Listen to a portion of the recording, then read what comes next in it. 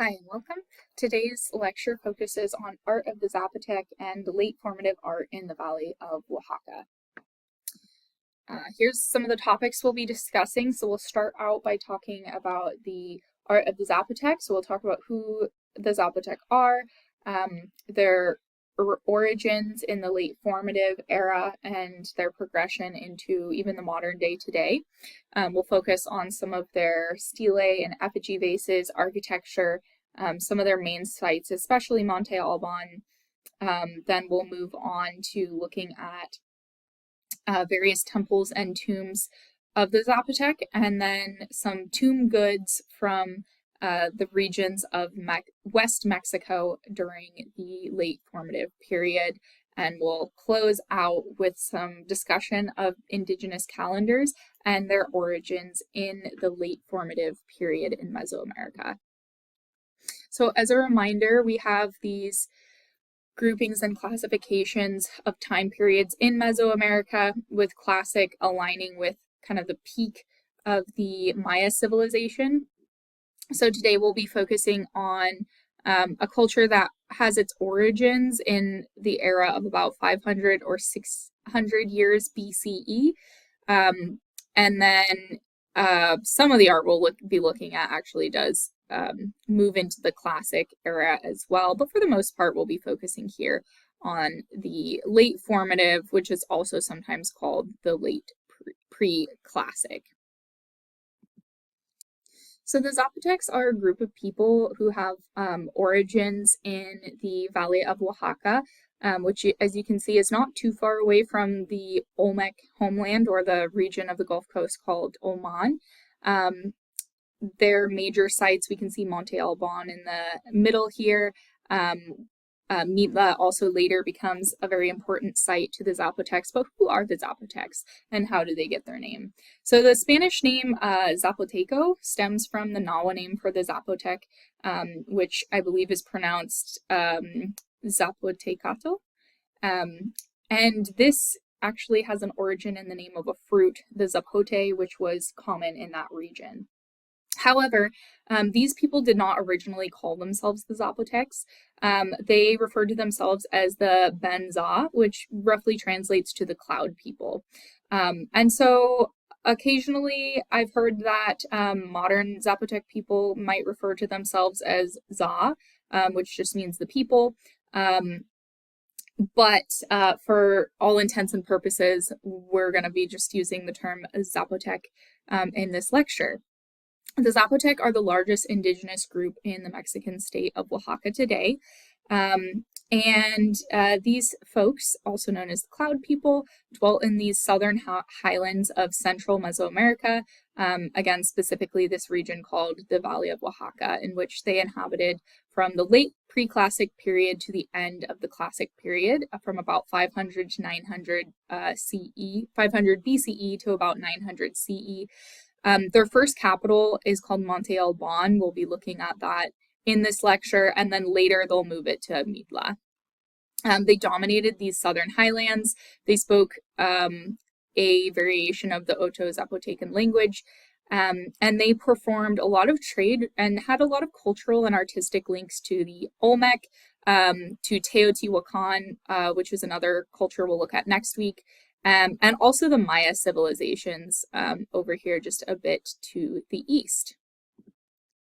One important fact to know about the Zapotec civilization is that they had a writing system with letters and numbers, names, going back to ancient times. However, in modern times, we have not fully deciphered that ancient written script, although we will look at some artworks today that include some different glyphs for numbers and places and names.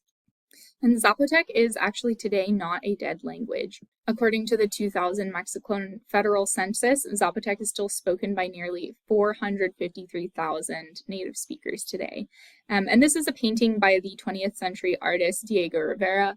It's called Zapotec Civilization. It was painted in 1942, showing that the Zapotec tradition, the Zapotec culture and heritage is still very much alive today. I was reading and doing some research online, and there are still communities of folks who speak the Zapotec language outside of Mexico today as well. I believe there's an especially large community in Los Angeles here in California. So let's look at late formative art in the Valley of Oaxaca, focusing first on some stelae and some effigy vases from the Zapotec.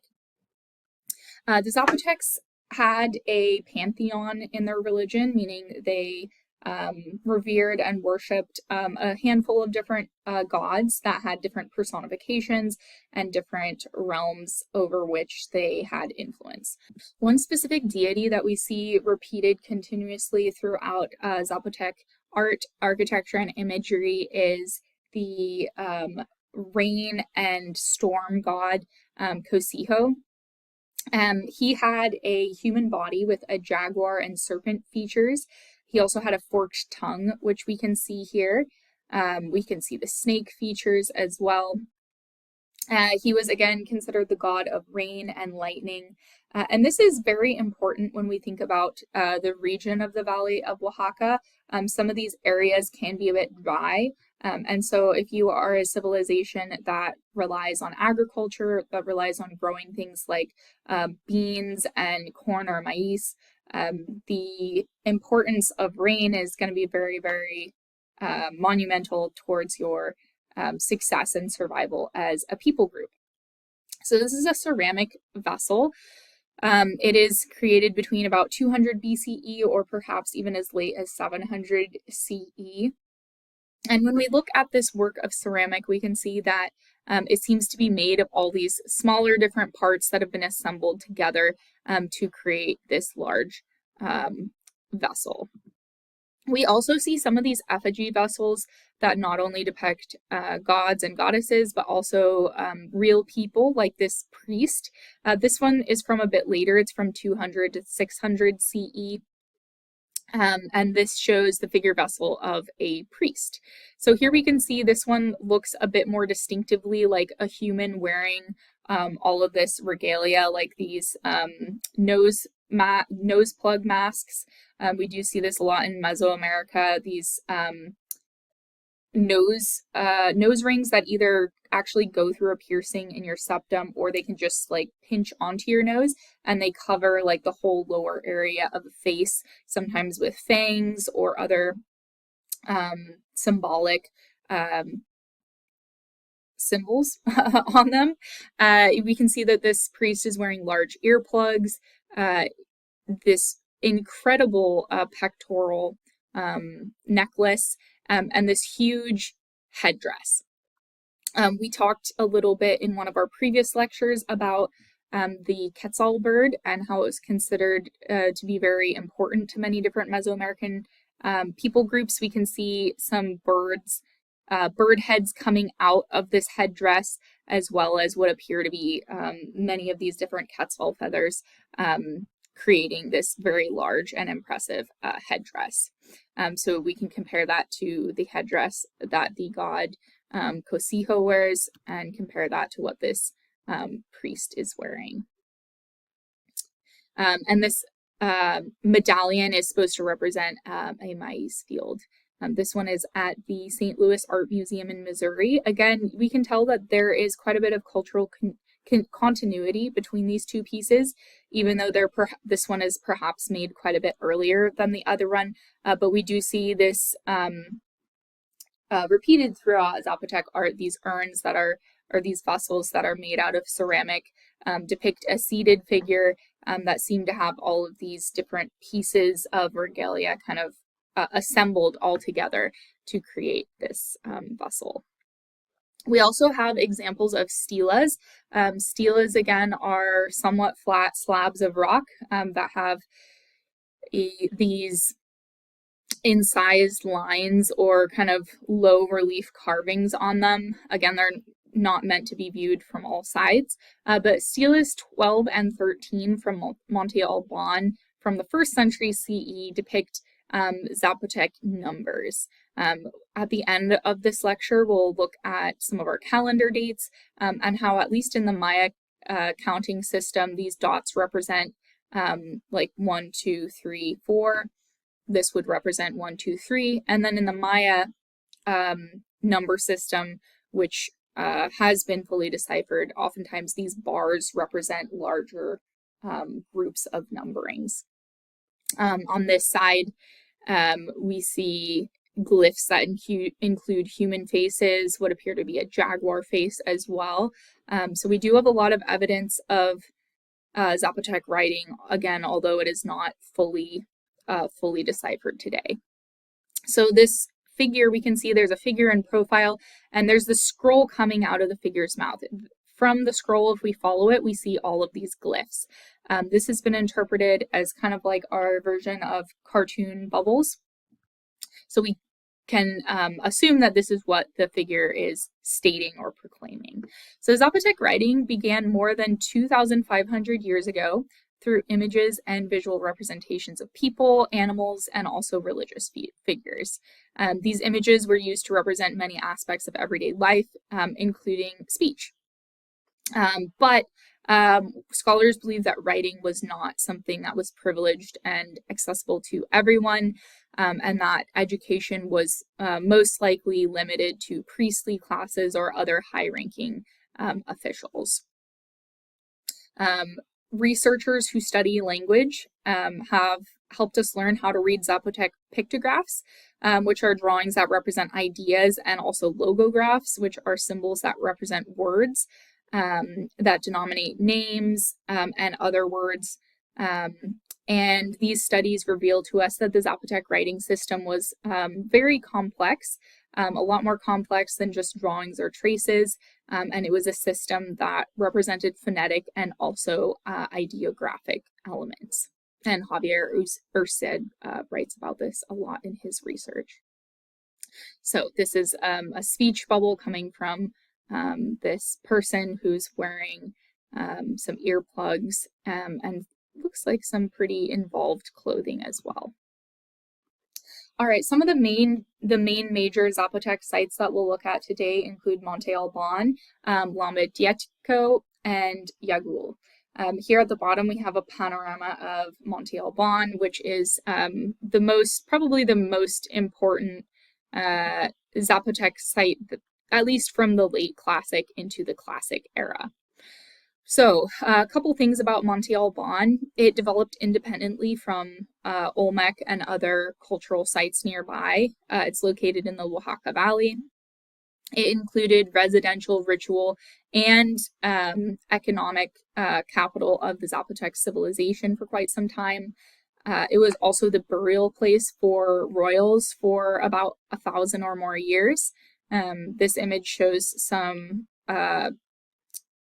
I believe these are Classic era grave goods from a Zapotec royal burial.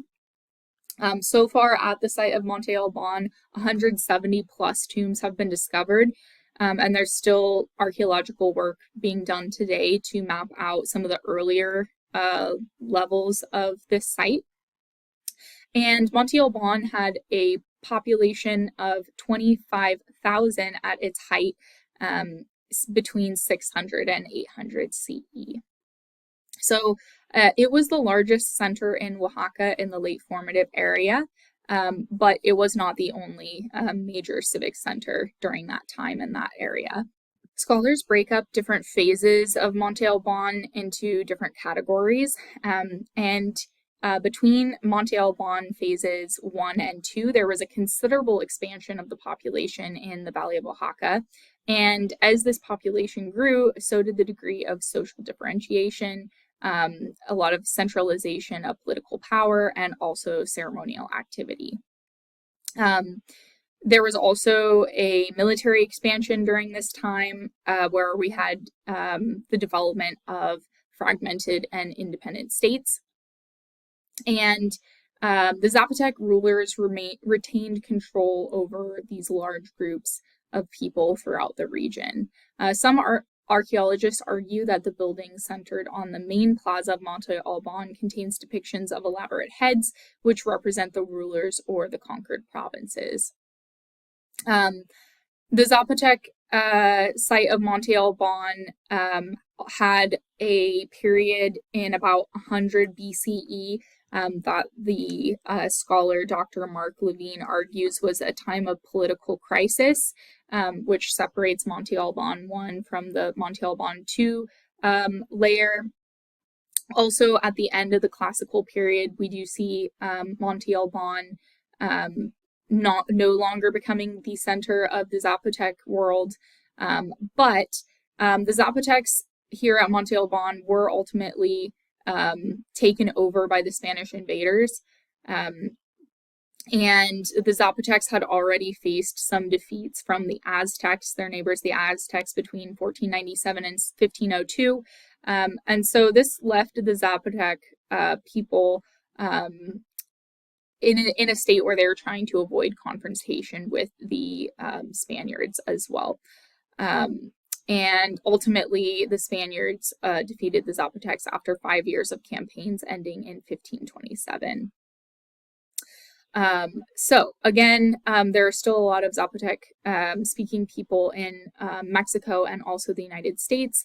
The site of Monte Alban reached, again, this highest state between around 600 and 800 CE.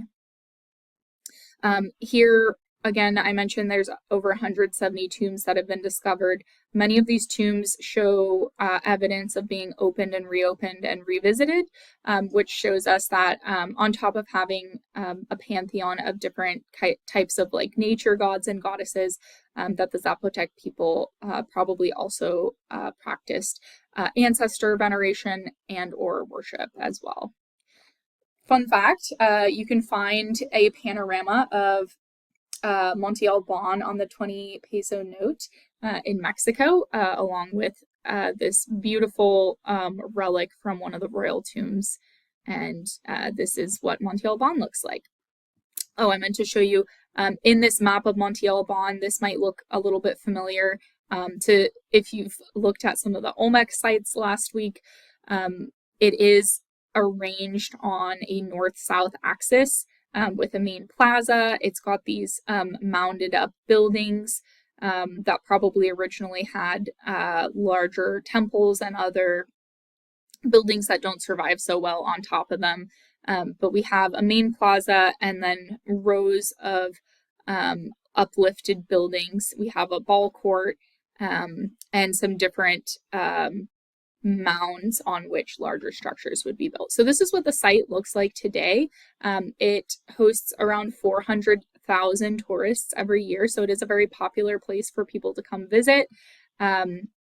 This is a view of Monte Alban looking south. So again, we have this fairly strong north-south axis with somewhat symmetrical city planning on either side. And it's important for us to know that Monte Alban is set up on the top of a mountain. It is located at over 5,000 feet elevation above sea level. It is a natural mountain, but the main plaza has been artificially manipulated by humans to be flat. And these folks built on top of previous layers. So Dr. Mark Levine from the University of Oklahoma is actually very currently doing a lot of mapping using different instruments to find out what kinds of different temples and tombs are actually located underneath this main plaza that tourists walk on every day. It was not uncommon for these people to flatten out an area by taking, larger mounds and outcroppings and filling in the divots to make this really artificially flat and manicured civic space. So part of the sacred precinct of Monte Alban is pictured here in the valley, the Oaxaca Valley of Mexico. You can see what beautiful views they get from here. This is one of the large mounded areas on one side of that central axis. Again, most of what we're seeing here today is from the classical period, but if you were to dig deeper, you would find the late formative foundational buildings from this site. Here we can see some examples of how large scale these buildings are. These are human beings for reference. We can see that various different size of stones are being employed to create these very, very large buildings, and many of these stones have carvings on them. This is the Monte Alban ball court. This one is from, it's kind of on the north, it's kind of on the northeast area of the site. We still don't know exactly today the exact rules of the Mesoamerican ballgame, but it was very, very important to many different societies and civilizations across Mesoamerica. Again, we talked about this maybe a little bit in our Olmec lecture, but this game utilized a solid rubber ball, so this was not like a hollow dodgeball or a hollow soccer ball or a hollow volleyball. This was a very, very dense, thick rubber ball. There have actually been some of them recovered from, I think, bogs in Mesoamerica today. And there have been beliefs that this ball game wasn't just about entertainment and fun, but that it probably also had sacred, religious, sacrificial purposes as well. So typically the ball court is shaped like a capital letter I. It's got slopes on either side, and in some instances there's like a hoop that people would try to score the ball into. But it was a very, very important part of Mesoamerican society. And I've attached a video onto Canvas if you want to pause this right now and go watch that video, or if you want to watch it at the end of the lecture. It's a pretty good video that I think does a pretty good job of getting a lot of photos and showing you how this game may have originally been played.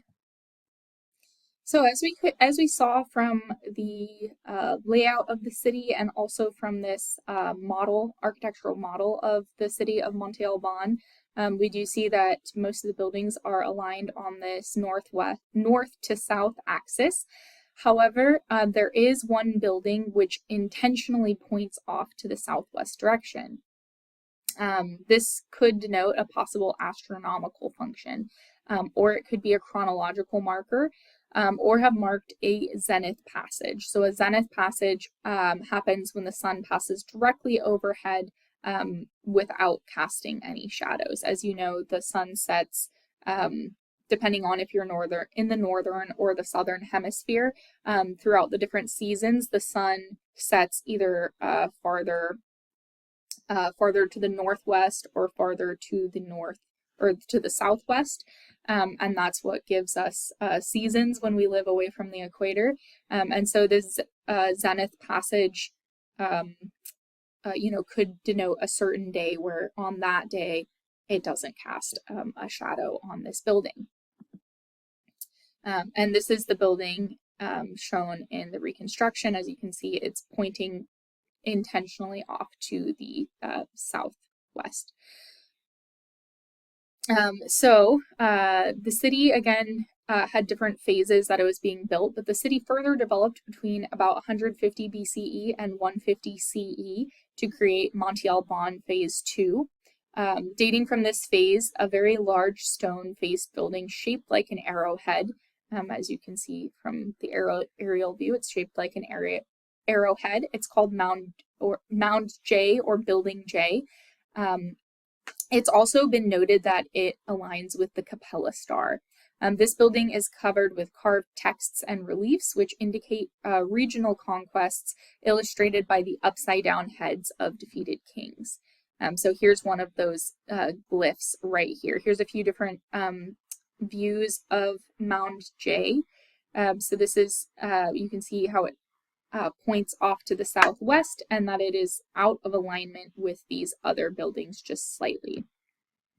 This glyph that we see over here is the glyph for a hill. It's carved on one of the slabs from Mound J. And then this upside down head of a lord is what probably records the defeat of this certain lord. We also have evidence of continued use and evolution of this writing system Other glyphs suggest a date in the 52-year calendar. Again, we'll talk about calendars more at the end of this lecture, but these other glyphs might relate to what year and what place this lord was defeated, and how it's being celebrated on this monument. So here's a closer up view of this glyph for hill, found on a slab, upside down head of a lord, and a potential date being recorded over here with these glyphs. This writing system is thought to be one of the first writing systems of Mesoamerica. Again, the Olmecs potentially had one as well, and the predecessor of those developed by the Maya, the Mixtec, and the Aztec civilizations. This is a view from a tunnel with saddleback vaulting circa 100 BCE, and it's also known as Monte. It might be some sort of observatory. As you can see, there's like specific, when you have windows and openings like this, it could be a specific, giving you a specific snapshot or view of the sky or of some particular solar event as well. So among scholars, there's not really one clear consensus on the exact astrological implications of this directional passage, but if this is something that you're interested in researching more about, remember you will be doing some sort of project towards the end of the semester, so if this really catches your attention, definitely there's a lot of research on it. There's just not one clear consensus right now in academia. So some of the most well-known and famous works of relief sculpture can be found at the Temple of the Danzantes, or the Danzantes at Monte Alban. So these so-called Danzantes are these 300 known carved figures. They depict these individuals with closed eyes, kind of limp but free-moving bodies, on these different stela slabs throughout the site of Monte Alban, but most of them are incorporated into a temple known as Temple of the Danzantes. Some 19th century viewers saw these figures and thought that they looked like they were swimming or dancing, hence the loose postures in their bodies. However, most people today believe that these depict dead figures. So these limp, distorted figures and poses of the dead show, again, their mouths open, their eyes closed, and some of them show potential evidence of genital mutilation with little like spirals showing flowing blood. These bas-relief slabs seem to be isolated with no attempt to relate the figures to each other. And although these poses are quite different, most of them are shown in a 3/4 or a frontal pose with their head in profile. And most of them show a single incised line with emphasis on contour lines. Some of them include unique identifiers such as earplugs and jewelry, or variations of styles of hair and beards. Some of them show different ages, and their physical features have been compared to different Olmec figures with kind of rounded heads and kind of broader facial features, downturned mouths, and kind of upturned eyes. So some of those aesthetics have been compared to Olmec art as well. Some of them also have glyphs next to them, which may include their names or a number next to them. So here's a little bit of a closer view of these so-called dancers or danzantes. It's important to note that their nudity appears to be very intentional. In Mesoamerica, oftentimes nudity is associated with like humiliation and shame, and so this is not like good. Obviously, it's not showing them in like a very empowered position, obviously. The headgear that many of these individuals are wearing might suggest that they're ball players, maybe sacrificed ball players, or maybe even boxers, potentially captured soldiers. As you can see, they're all kind of unique to each other. And you can see how maybe people think that they're dancers, but they definitely don't look like they are having a good time. Here are some more up close images of these danzantes with glyphs next to them as well. And each one of them is unique. They're not just copies of each other. So let's talk a little bit about tombs at Monte Alban. Again, there's been over 170 tombs excavated at Monte Alban. Many of them include really, really beautiful murals. Not all of them have survived super well, but it is pretty impressive how well many of them have survived. So the early days of the tombs at Monte Alban show simple offerings of gray-colored ceramics, with pretty similar conventions to Olmec art as far as the way that faces are depicted. But in the late formative, we see more hollow effigy figures in animal and human form. So here we have tomb 125 and tomb 104 at Monte Alban, where we see these murals painted. So although this lecture in many ways focuses on the late formative, the richest tombs discovered at Monte Alban are from the late classic period. So tomb 7 from Monte Alban is considered one of the richest burial sites ever encountered in this pre-Spanish invasion Mesoamerica. This burial included hundreds of beautiful objects made from precious materials, including gold. So in the top over here, we have a gold necklace.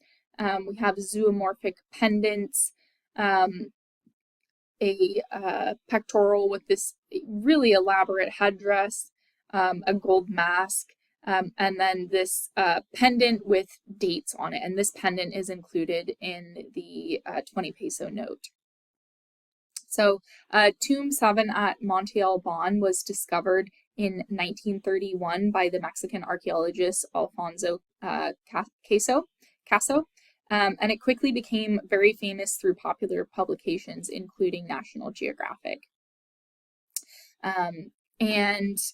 There were also carved bone objects decorated in Mixtec style iconography in this tomb as well. So many of these tombs have showed us a lot about the riches and the different style influences on the Zapotec people. This one is another work of art discovered from an earlier tomb. This is a supernatural puma. It's created out of clay, but as you can see, it's been painted. This one is from 200 BCE to about 200 CE, and it is possibly a guardian figure, or this scarf around its neck may have possible sacrificial connotations, like perhaps this puma was part of a offering or a sacrifice in this tomb. Some of the most famous Zapotec tomb ceramics are figural elaborate urns flanked by smaller figures, like this one. This one is about 12 inches tall. This figure probably belonged to a set of nearly identical figures. There have been two other figures that are almost identical to this one discovered in Mexico. The identity of this ceramic tomb figure could be perhaps an elite person, a royal ancestor, or perhaps a deity.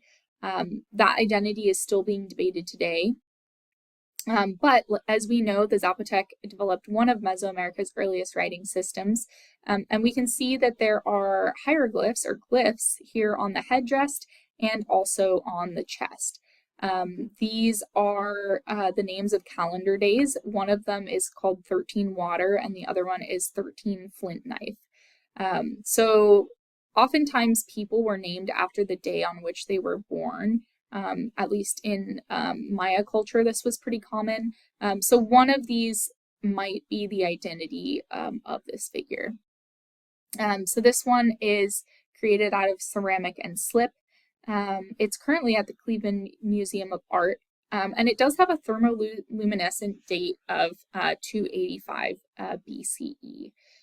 So that's a pretty cool way for scientists to help archaeologists and art historians date things.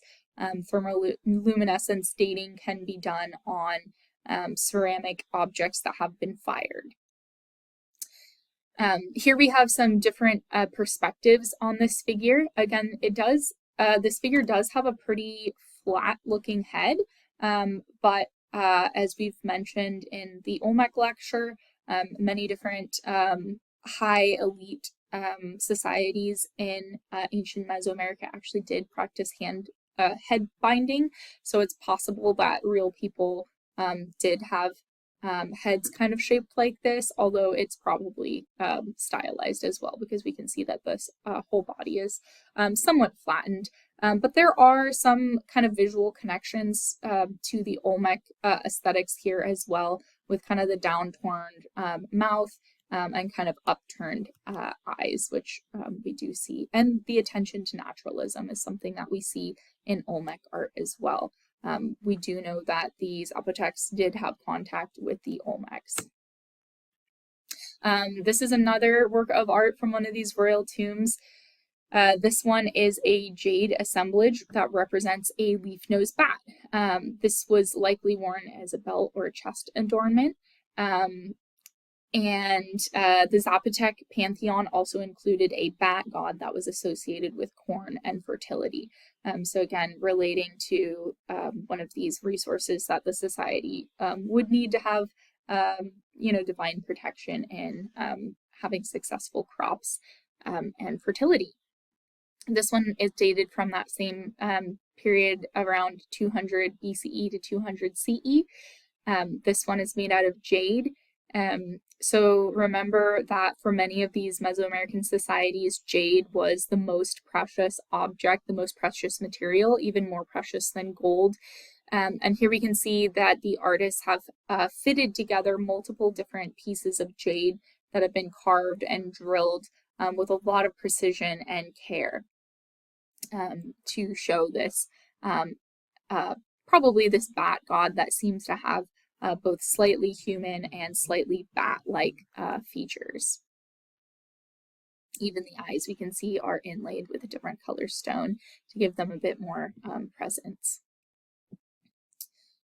Scholars still don't know why exactly the Zapotecs eventually abandoned the site at Monte Alban, but we don't see any trace of violent destruction. And we also see that its decline is kind of coincides with the demise of Teotihuacan, another great city kind of nearby that we'll talk about next week. This site continued to be significant, however. It was adopted by the later Mixtec as a sacred site and a place of burial for their own kings. The Zapotecs did not disappear, however, from this area. For the early post-classic period, they established a new, smaller center at Mitla and we'll also look at some other important Zapotec sites after the decline of Monte Alban here in just a moment. But this site continued to be occupied even up to the time of the Spanish invasion. So upon the arrival of these Europeans to Oaxaca in 1521, the Zapotecs already had this 2,000-year-old written tradition, which was immediately perceived by the Spaniards. They brought Nahua scribes with them, who had also learned the European writing system as well. And the Spaniards really knew that mastering local languages and imposing Spanish as the official language was very critical for them to assert their domination. Once they arrived in Oaxaca, they were confronted by the complexity of the Zapotec languages, and they tried to record them through dictionaries, arts, and religious codices that had the goal of converting these Zapotec folks to Christianity. So in the prologue of his Grammar of the Castilian Language, published in 1492, Antonio de Nebrija wrote that, quote, "Language was always the companion of empire." I want you guys to think a little bit about the quote that language was always the companion of empire, and how having a unified language is very important for larger entities of power to kind of spread their language, spread their goals, their missions, their beliefs among a group of people, and how important converting the language to Spanish was for that time period. All right, so let's look at a couple other Zapotec sites pretty briefly after Monte Alban. Next, let's look at Yagul. So this is a Zapotec site that was formed circa 500 CE. It flourished at the abandonment of Monte Alban in 800 CE. But it was much, much smaller than Monte Alban, with a population of about 1,200. Yagul is a Zapotec word meaning old stick or old tree, or perhaps dry stick or dry tree. The site on which it's built was first occupied by hunter-gatherers who took shelter in these nearby caves. As early as 3000 BCE, Yagul was built on a small hill with a fortress on top of it, and on this hill's slopes we have administrative and religious centers and houses more at the base of this hill. Today, you can go visit Yagul. They do also have a ball court. Actually, Yagul has the largest ball court yet to be uncovered in the Valley of Oaxaca, and the second largest known in Mesoamerica. Only the court at Chichen Itza in the Yucatan is more extensive. This ball court is aligned east to west, which is typical of those constructed during the Middle Classic period. Also, another common Zapotec practice that we see practiced here at Yagul is the habit of people building tombs for their ancestors underneath their houses. So far, 30 tombs have been discovered at Yagul. So what do we think that this can tell us about Zapotec relationships to their ancestors? If you're making the effort to bury your ancestors below your current residence, do we think they wanted their ancestors close to them? Do you think maybe their ancestors were able to help them or protect them by being so physically close to them in their everyday life? I think that's a good thing to ask ourselves. Another Zapotec site that gained more population and more influence as Monte Alban started to dwindle and become less relevant is Lambityeco. Lambityeco was one of the principal Zapotec settlements in the Valley of Oaxaca. It was occupied during the Monte Alban IV period between 750 and 1000 CE.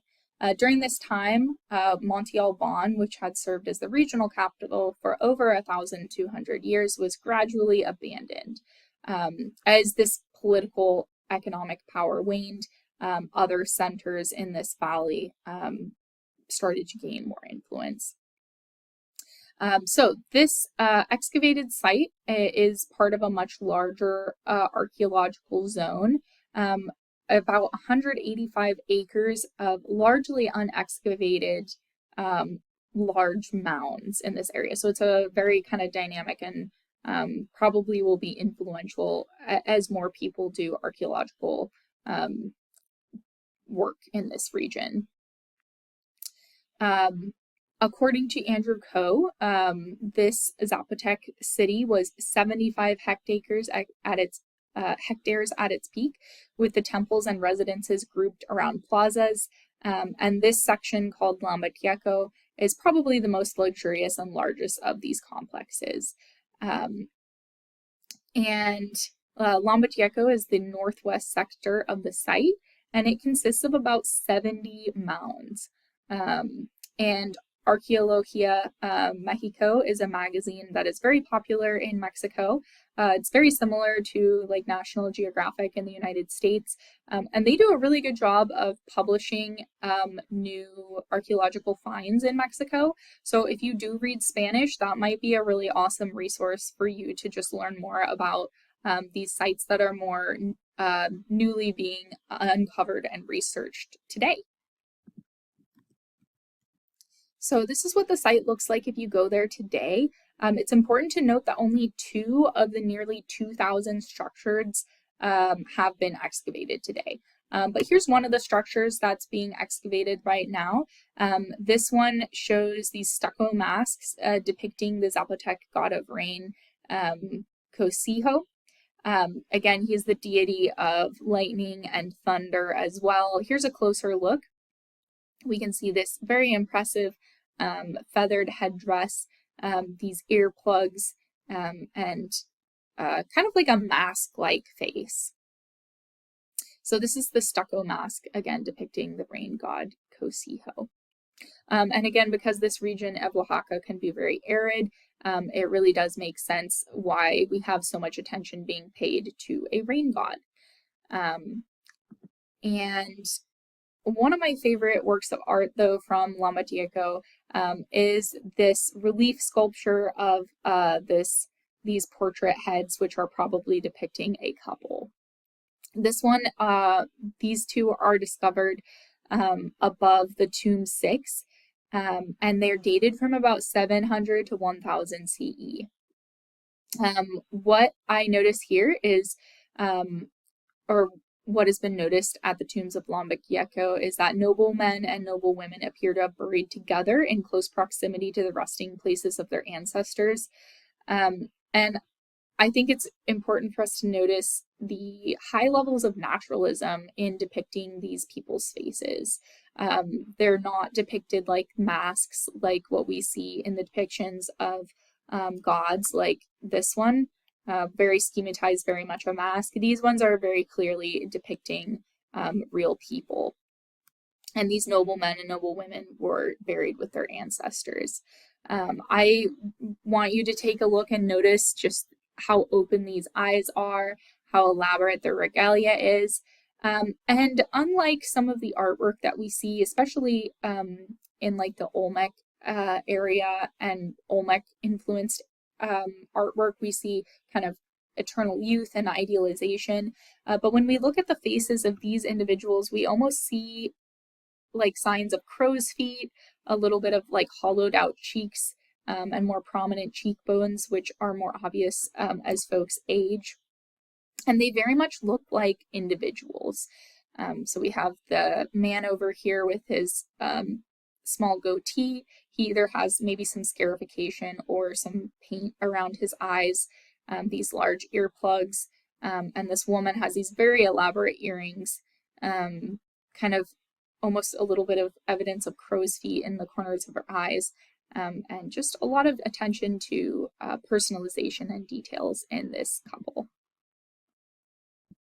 At this point in the lecture, we're going to take a step back from looking at Zapotec art and culture, and we're going to look at some late formative architecture and tomb goods from West Mexico. So we'll look at some art from the modern states of Colima, Jalisco, Nayarit, and some areas of the drainage of the Mezcala River. These works of art that we'll look at next are linked together by the fact that most of them are found in shaft tombs. These shaft tombs are 3 foot to about 9'6" below the ground. And the shared practice, shared burial practices shows us that in some way these people were probably culturally related to each other, but they're not part of a really large city-state or empire or civilization like the Zapotec people. So these tombs that we see in West Mexico have chambers that held multiple burials of families over many generations, and many contain ceramic works of art, including a model of a ball game that we'll look at here in just a moment. These are some formative sculptures from Colima. This one's an armadillo, and this one is a dog. So again, we're shifting our attention from the Valley of Oaxaca over here with the Zapotecs, over here to West Mexico. So West Mexico yields many amazing small works of art, often discovered in these tombs or river drainages. Again, over here, we don't so much see evidence of these large-scale urban centers or really large-scale temples. This leads scholars to believe that the people here lived in smaller villages with less centralized power structures. We do see evidence that these people had contact with cities in the Valley of Oaxaca and beyond. And so this village-based art was kind of regarded as folk art. It's pretty much absent of elite symbolism, and it was very much favored by a lot of 20th century artists and collectors, including Frida Kahlo and Diego Rivera. In this painting from 1932 by Frida Kahlo, we see that she is including some of these West Mexican like folk art sculptures in the side of the painting meant to represent Mexico. And the title of this painting is the self-portrait of the borderline between Mexico and the United States. So during the 20th century, when we saw the rise of a lot of authoritarian regimes, we saw the rise of dictators like Stalin, Mussolini, Hitler. A lot of these folks were trying to turn their attention to art that was not so authoritarian. Here first we're going to look at a seated dog from Colima, Mexico. This one dates from the late Formative period. Dogs are a very common subject in these grave goods from Colima. They're often very lively, rather naturalistic, and they show this particular breed of dog that is native to this region of Mexico. This one is about 17 inches tall, so these aren't massive grave goods, but they're also not like tiny figurines. This dog with a human mask is very similar to the one that's in your textbook.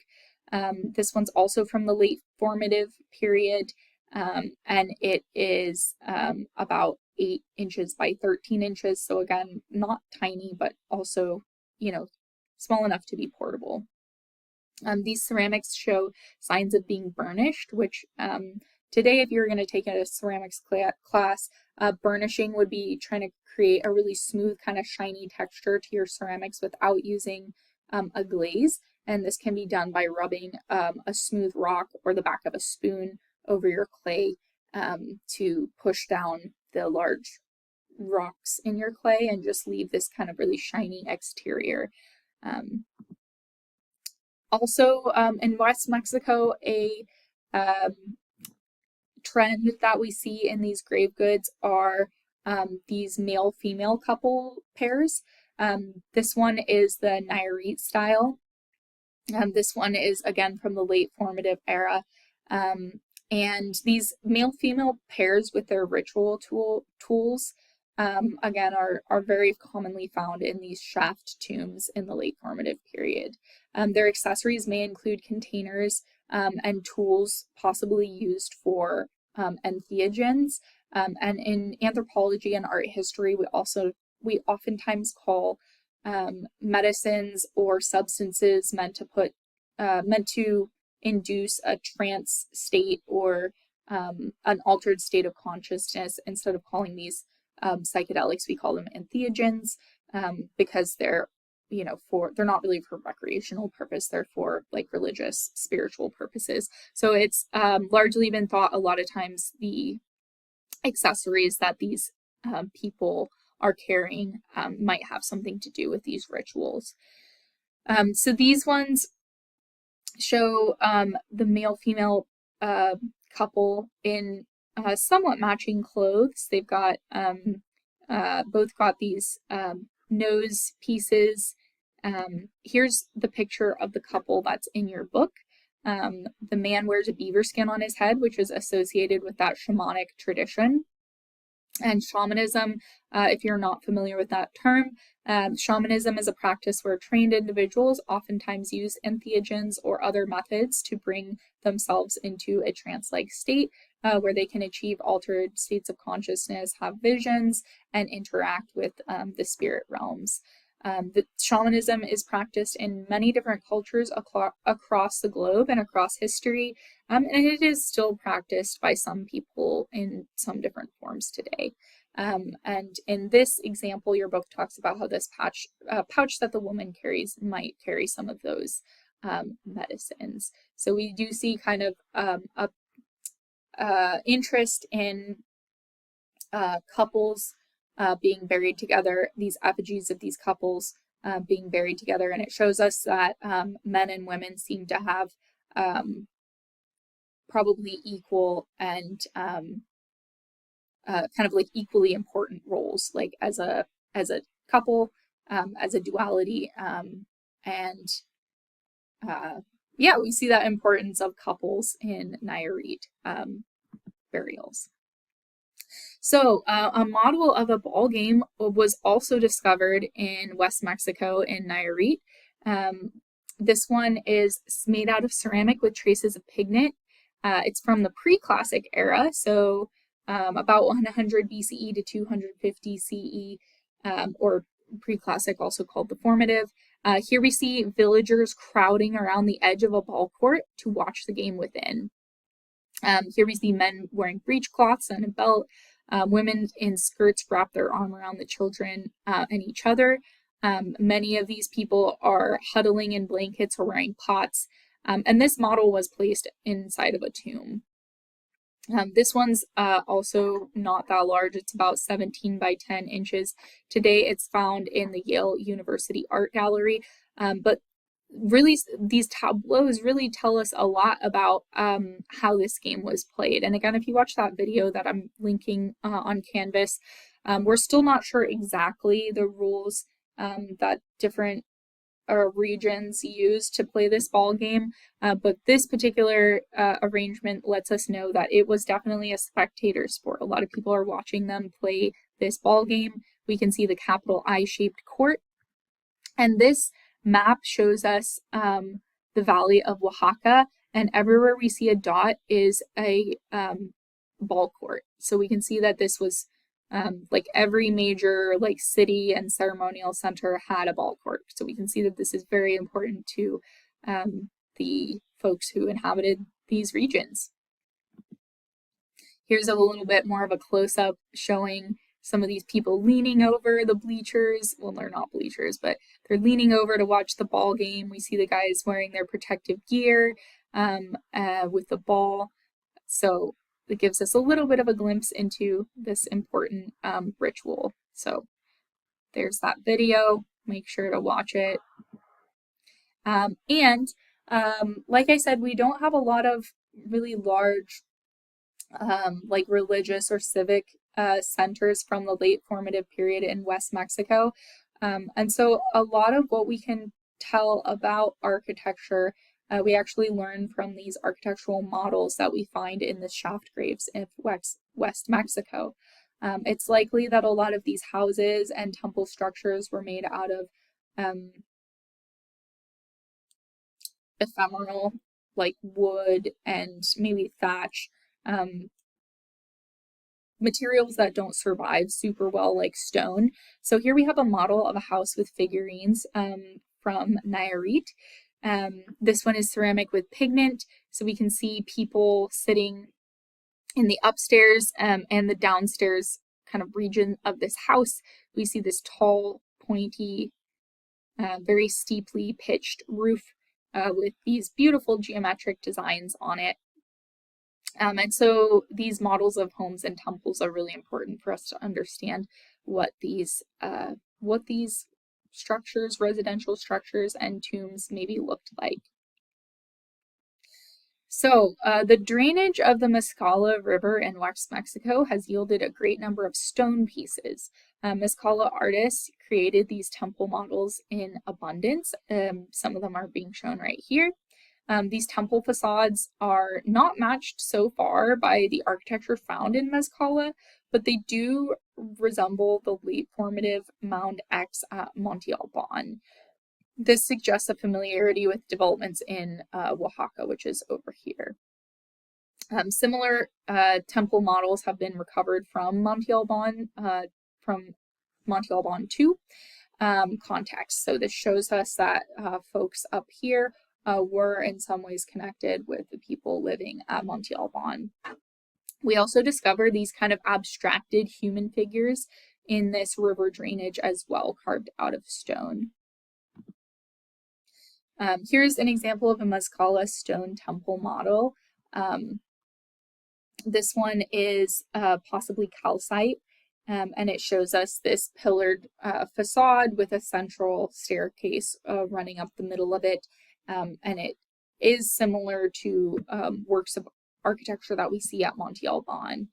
This is a Mezcala style figure made out of greenstone, and these Mezcala style figures, as you can see, are very simplified. They've very much taken the human form and abstracted it into kind of the simplest, most, some people would say its most pure form. And these works of art were very much of interest to like abstract expressionist artists in the 20th century. So these artists that were looking more into abstraction and minimalism, some of them were getting a lot of inspiration from these really old works of art from West Mexico. All right, the last topic that we'll discuss in this lecture is indigenous calendars. And we see that the roots of all Mesoamerican calendrical systems lie in the late formative era. So these are some different, I'll talk about some different understandings of the calendar that many of the different cultures that we will look at in this class, or that we've already looked at, kind of base their calendrical systems on.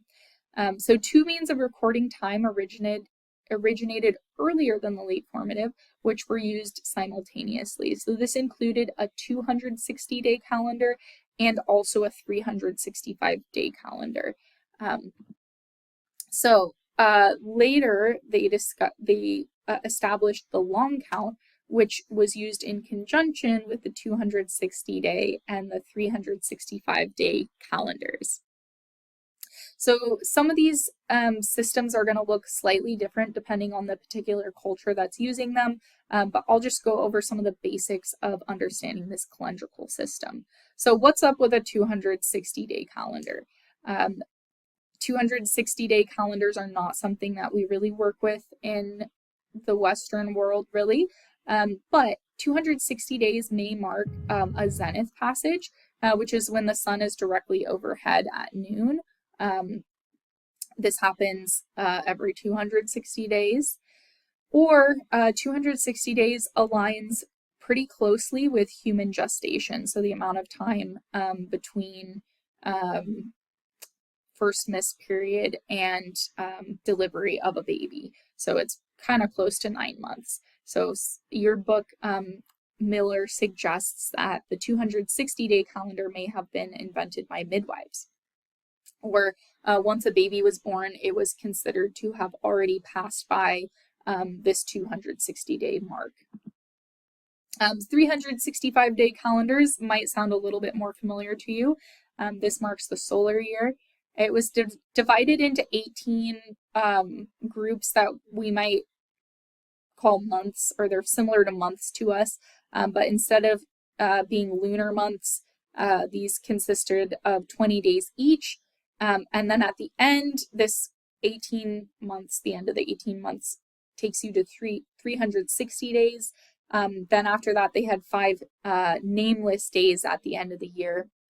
And most cultures, especially the Aztecs, kind of believed that these 5 days were kind of unlucky. They would try to protect people. There were different like rules that about who could be out when at what time. You know, it was like kind of an auspicious time, those 5 days at the end of the 365 days. This notion of 20 days is important to note, because in our digital system, our writing numbers numerical system, we go on a base of 10, but most Mesoamerican cultures are on a base 20 system. So some archaeologists and scholars think that a decimal system comes from counting on your fingers. You have 10 fingers, and that a base 20 system is based on counting your 10 fingers and your 10 toes, but we're not sure exactly. So each solar year took the name of the 260-day calendar that corresponded with the 360th day of the solar calendar. This creates a 52-year cycle. So only 4 days could be candidates of year bearers. So each of those 4 days were paired with coefficients of 1 to 13. Again, this yields to a 52-year cycle. And it's important for us to note that the Mesoamerican view of time is very cyclical, which is very different from kind of our linear view of time that we seem to have in the West. So the end of the 52-year cycle was widely celebrated. The Aztecs in particular practiced something called a new fire ceremony. The 5 nameless days at the end of the cycle, again, were very dangerous as the gods could end life on Earth at any moment. On the midnight of the new year, the Aztecs would sacrifice a victim by taking the heart, followed by sparking a flame in that vacant chest. The spark would ensure the light of the morning sun and the beginning of a new 52-year cycle. So again, this only happened every 52 years, so I'm sure that this wasn't something that they were doing all the time, and we'll talk about this more when we talk about the Aztecs, but they believed that the gods had to sacrifice themselves to keep time moving and prevent the world from ending. And so, especially with the Aztecs, they believed in sacrifice to kind of keep the cycles going. And many of them actually practiced auto-sacrifice, which is like using a sharp tool to make yourself bleed. Again, we'll talk about that more when we talk about the Aztec. This is an illustration from your textbooks that shows how the 260-day calendar on the left and the 365-day calendar on the right are intermeshed with each other. Here it's drawn as a system of interlocking cogwheels, which is standard in the Maya tradition, although the days and months have different names and symbols depending on which culture they're in, but we can see, you'd find your name date or the name of the date based on these different rotating cycles. So let's talk a little bit about the long count. So the long count records the complete number of days elapsed since a starting point that corresponds with about 3,114 BCE in our calendar. And late Olmec and Mayan cultures practiced this system. But it's interesting to note that they don't count years. Anyhow, they count days from 3,114 BCE in our calendar, which is kind of wild. But this is what the sequence of Maya number glyphs look like from the Codex Dresden. In this instance, a dot equals 1, a bar equals 5. So like this number right here, if we were just looking at this number, this would be 14, this would be 15. We could add all these together. Anyhow, the Maya used these 3 basic symbols in their numbering system. They have a dot for 1, a bar for 5, and they also had the concept of 0, which not all cultures do. Similar to our 0, so it could like hold places. The null cipher shows a cross, and then during the classic it becomes a stylized shell. I'm gonna let you guys watch. I'm attaching another video that I think better explains the calendrical system because it has animations.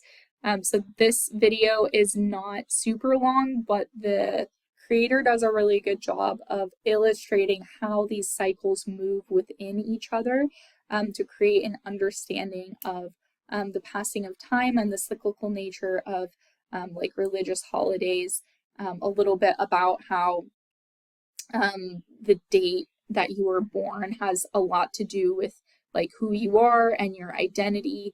A lot of these people would, at least in the Maya tradition, would their name glyphs actually were a representation of the day that they were born. So again, make sure to watch that video on the Mesoamerican calendar. Here's a little recap of what we studied. And since we finished off by talking about the Mesoamerican calendar, I'll just end this lecture with a quote from The Fourth Turning by William Strauss and Neil Howe. It's a book I'm reading right now, but something they mentioned and it made me think of the calendar systems, which is what we're talking about today. So they state, triumphal linearism has shaped the very style of Western and especially American civilization. Before, when cyclical time reigned, people valued patience, ritual, the relatedness of parts to the whole, and the healing power of the time within nature. Today, we value haste, iconoclasm, and the disintegration of the whole into parts, and the power of time outside of nature. All right, I'll see you next time.